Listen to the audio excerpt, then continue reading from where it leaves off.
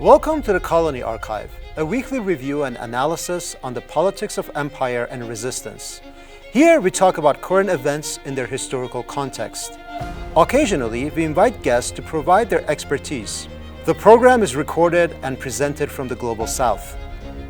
It's a critical conversation between those who want to forge alternative perspective on history, politics, and the truth.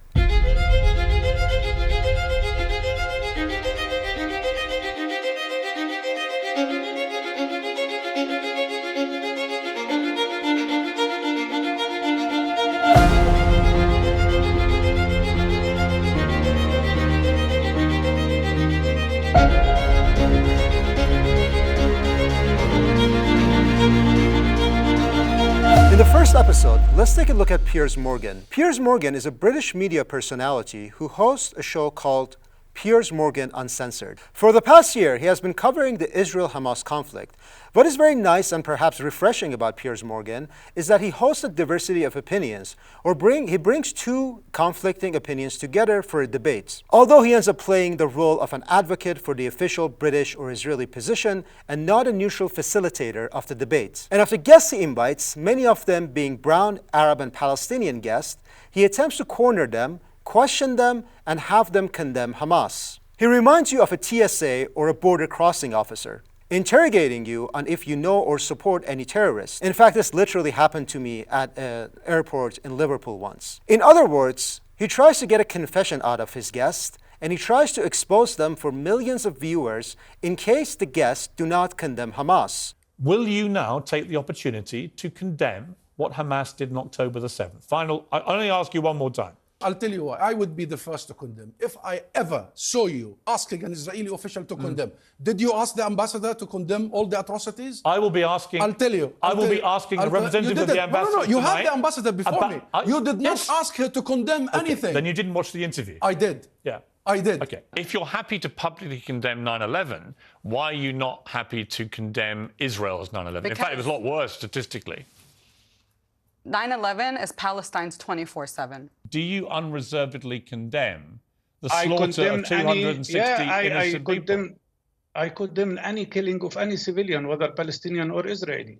But you have to accept that if Israel has the right to defend itself, Palestinians also must have the same right. Do you believe that 1,500 people were slaughtered, including 260 people at a music festival? You're a musician. And secondly, do you condemn the people who did it? The implication of what you said was somehow it was understandable that Israel has killed a Palestinian child every 15 minutes in Gaza. I didn't say that. For the last. No, but somehow they couldn't tell that those children were not combatant. Would you then condemn what Hamas did on October the 7th or not? I don't condemn Palestinian armed resistance groups, just like I wouldn't condemn slaves shooting at their plantation masters. I don't condemn You've made your position clear. People it's fine, I get it. Fighting their occupiers get it, but that's and why colonizers. No, you're changing the wording and you're hang on, everybody. I condemn raping Israel. innocent civilians. Hang on, Emily, I can do How this. is that resistance? As you can see in these videos, Piers Morgan is trying very hard to play the role of a TSA officer. But he doesn't get his intended result of incriminating his guests. Rather, he ends up displaying a lot of imperial hubris, and through the interview, he ends up looking wrong, insecure, and ignorant, and even unlikable to many of his own viewers, telling by the feedback that he receives on his YouTube videos. Let's watch an example of Muslim YouTuber Mohammed Hijab turning the tables against Piers Morgan, making him look wrong and exposing his double standards. But my question to you... Do you support the Iranian regime? Not unconditionally, but I support their right... What conditions do you agree with them about? Their right to defend themselves. Do you believe they have the right to defend themselves? No, I think they're terrorists. Oh, so they don't have a right to defend themselves? Iran does not have a right to defend itself? They do, but they're not the ones... So what is proportionate response? They're not the ones... What's a proportionate response? Okay. No, can I answer you? You asked this question to the people. You're just going to keep talking. Can I answer you? What's a proportionate response? The proportionate response to Iran is to stop them trying to destroy Israel through their proxies, Hezbollah, the Houthis, and Hamas. That's what they've been trying to do for many years. What is a proportionate response of Iran after their embassy was smashed and destroyed in Syria and 16 people were killed? What's a proportionate response? Well, what about the proportionate response to everything Iran's done? Which is against the Vienna Conventions. What about the response to everything Iran has been doing? What did Iran do to Israel? Who did they kill? Who did they? They never killed anybody. Who in Iran. Did they? How deluded are you, Mohammed? Excuse me. Hold on. Which Which Israeli civilian have Iran successfully targeted? Give me one name, please. You don't think Iran's been responsible for any Israeli civilian dying? I'm asking you to edify What about me. the way they funded Hamas? You can both slaughtered 1,200 people in Israel. Iran in October the particular, 7th. not Hamas. It is not just Piers Morgan's imperial hubris that are on display here. He also indulges in double standards very comfortably. So for him, Israel has the right to defend itself, which includes the slaughter of women and children, the so-called human shields, and of course, the blockage of food and water to Gaza to starve Hamas, the killing of Iranian diplomats in Damascus. But Iran does not have the right of retaliation. Piers Morgan himself is the personification of the decline of Britain. Both the British estate and her incarnation, Piers Morgan, are looking increasingly weak and insecure in their position. We know that the British Empire has been declining continuously since the Second World War. Most of its former colonies gained their independence, although it continued to exercise political, economic, and cultural influence on the world. For example, we all remember 1953, it assisted the efforts towards the coup against the Iranian Prime Minister Mohammad Mossadegh after Mossadegh had nationalized Iranian oil that was being controlled and profited from by the British Petroleum. In 1955, Britain struck the Baghdad Pact with Turkey, Iraq, Iran, and Pakistan to bring them within the Western sphere of influence. It is our sincere belief that the United Nations should be strengthened in order to fulfill its responsibilities effectively and ensure lasting world peace and security. However, in view of the weakness and the inability of the United Nations to fulfill these responsibilities towards world peace and security, we have no option but to strengthen ourselves and remain at the same time in such defensive alliances as NATO. Although the US did most of the heavy lifting in these historical events and also received the most strategic benefit from them, Britain was still an influential player. And to this day, Britain continues to maintain a notable level of cultural hegemony. As you can see, I'm making this program in English, and places like Oxford and Cambridge are still considered to be the Mecca for education.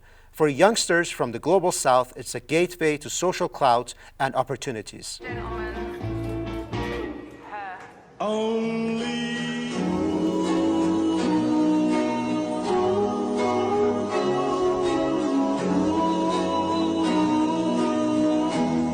Despite the continuing cultural impact of Britain, the new global order, with major rising players like China and the BRICS country, is challenging the traditional Anglo-American power. Britain especially is no longer a manufacturing powerhouse. Here I want to play a clip for you of an exchange between British program host Andrew Marr and Victor Gao, who is the vice president of Beijing-based think tank called the Center for China and Globalization. Mr. Gao was a guest on the British LBC show, short for London Broadcasting Company, hosted by Andrew Marr. Of course, the program description represented Gao as a spokesperson for the Chinese state. This is expected if you're a citizen of a country like China, Russia, or Iran. By the simple fact that you live and operate in your own country, you may get the label of a state-controlled media by Silicon Valley social media giants and companies, and apparently by radio and YouTube programs such as LBC. You even see simple travel pages intended to foster tourism between China and other global South nations labeled as Chinese state-controlled media. However we want to label Mr. Gao, let's take a listen to the substance of his reply to Mr. Marr. Can I end with a very straightforward question? There's a big debate in Britain about what language we use about China. Are you a competitor? Are you an ally? Are you a threat? How would you regard your relationship with Britain? First of all, between China and Britain, from the Chinese perspective, Britain is not a rival, is not a competitor, it is not an enemy, is not an adversary. Britain is just an important country to get along with in peace and in friendship and for mutual benefit. Now, how Britain looks at China, it's up to the British government and people to decide. But I think it would be completely misguided for Britain to view China as an enemy or adversary or a competitor. What do China and Britain compete with? China is the largest manufacturer of automobiles. Competing with Britain? No. China is the largest exporter of EV cars and will lead the whole world in EV production. Is Britain a competitor? No. China will be the biggest and most important producer and R&D in terms of semiconductor in no time. Does that mean that China competes with Britain? No. China will be the leading nation in AI revolution. Is Britain a competitor? No. So I think British government should not overestimate its impact on the global scene and view Britain as a rival of China. China is not. China is a fact. China is a megatrend for Britain to live with and get along with.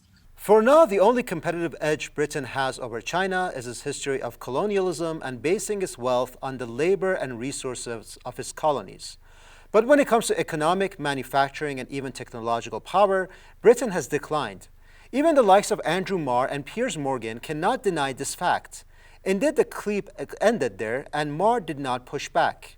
However, the likes of Piers Morgan still think that Britain has some sort of political and moral superiority over others. This is probably why Morgan told Mohammed Hijab that Iranians don't have the right to defend themselves. For Piers Morgan, Iranians are morally inferior terrorists, his own word, who go about their affairs savagely and must be subject to violence but without any right to retaliate. This conviction in Western moral superiority goes back to the colonial period. In the 19th century, human scientists, impacted by the dominance of Charles Darwin's theory of evolution, devised an evolutionary model for human societies too. In their view, Europeans were the most evolved humans on the planet, so this gave them the justification to take the land of other nations whom they called savages.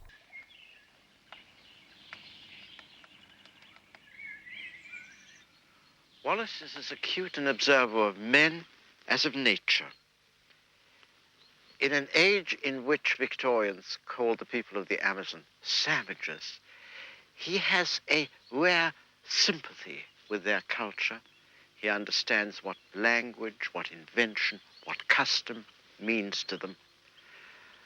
He's perhaps the first person to seize the fact that the distance between that civilization and ours is much shorter than we think.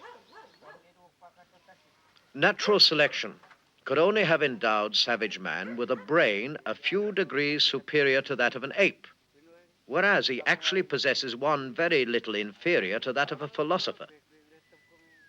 With our advent, there had come into existence a being in whom the subtle force we term mind became of far more importance than mere bodily structure. In this clip, the philosopher of science, Jacob Bronowski, was describing an older view of indigenous peoples. In the 19th century, they were called savages, morally and culturally inferior, and thus legitimate subjects of violence and dispossession. Although this view is no longer acceptable or considered politically correct, the spirit of Western superiority is still alive and well. We all remember Francis Fukuyama's controversial book called The Last Man and the End of History, where he argued that after the fall of the Soviet Union, Western liberal democracies would become the telos of history, meaning they would become the last and universal form of human governance. Fukuyama argued in his piece that the United States, as a liberal democracy, had defeated fascism in the first half of the 20th century, and then we had defeated communism in the second half. And the end result is that liberal democracy had emerged triumphant. And his basic argument was that liberal democracy was going to spread over the rest of the globe. And the end result would be that we would live in a world that was populated by states that had a lot in common with the United States. And since most Americans believe we're the good guys, and anybody who looks like us, by definition, must be a good guy, Fukuyama hypothesized that the biggest problem that we would face in the future would be boredom. And we would be plagued by boredom. And the events that unfolded after Fukuyama's book were anything but boring. So Western liberal democracies did not become the last and universal form of government. Courageously, Fukuyama himself recognized his mistake and retracted his position. So Western supremacists might accept that Western liberalism is not the end of history. However, the more general conviction in Western political and moral superiority remains. This is why Mainstream Western media never recognizes the internal contradictions of liberal democracies, such as massive wealth inequalities, as facilitating their downfall. Instead, it is always some sort of outside factors, such as nuclear war instigated by Russia or global climate change, that would end their dominance. Global harvests will likely be failing, sending our food prices skyrocketing, and even more people into food poverty. Our world could be so catastrophically hot that sea level rise would displace millions.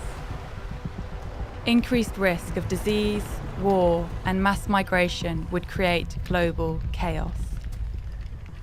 It doesn't have to be this way. As you can see in this video, there's a lot of anxiety about climate change. But when it comes to wealth inequality, that is just a bitter fact that you have to live with. The overconfidence of Western supremacists in their political and moral organization can take a lesson from Islamic history. Here, I'm thinking of how Muslims thought about their governments. They used the concept of dawla from the three-letter roots of dawla or dala, meaning a turn in fortune. Muslim rulers, no matter how pompous, still recognized that their dynastic existence was transient, that their fortune would turn one day in favor of another. This basic historical lesson seems to be lost on Western supremacists, such as Piers Morgan, maybe because they would never take an inspiration from the Islamic tradition. It is no revelation that Piers Morgan thinks Western states are politically and morally superior. Israel, being a colonial settlement of a European origin and the only democracy in the Middle East, is by extension also morally superior. However, the British support for its own creation, Israel, is becoming more and more bizarre. Most countries now, even many European nations, are not condemning Israel's immoral policies, occupation, and ethnic cleansing of Palestinians. In November, the International Criminal Court, or the ICC, which has been for most of its history a pro-Western organization, issued arrest warrants for Israeli officials. Even James O'Brien, the host of the anti-China LBC show, which I mentioned earlier, applauded the ICC warrants against Israeli officials. The International Criminal Court has rejected the state of Israel's challenges to jurisdiction and issued warrants for the arrest of Benjamin Netanyahu and Yoav Gallant. Britain concealed her anti-moral colonial politics or represented this politics as morally justifiable or even the right thing to do. After all, it was through colonialism that the so-called savages could be brought into civilization. That narrative no longer holds water. In fact, it has fallen apart. Today, the defense of Israel and the so-called most moral army in the world is also falling apart. And if Britain continues to support Israel, it will be seen as a decaying island that not only lost its political and manufacturing power, but also advocated for the illegal and immoral dispossession of the Palestinians. The defense of Israel seems more and more out of place in the civilized media. Instead, it should be sought out in archaic archives of the colonies.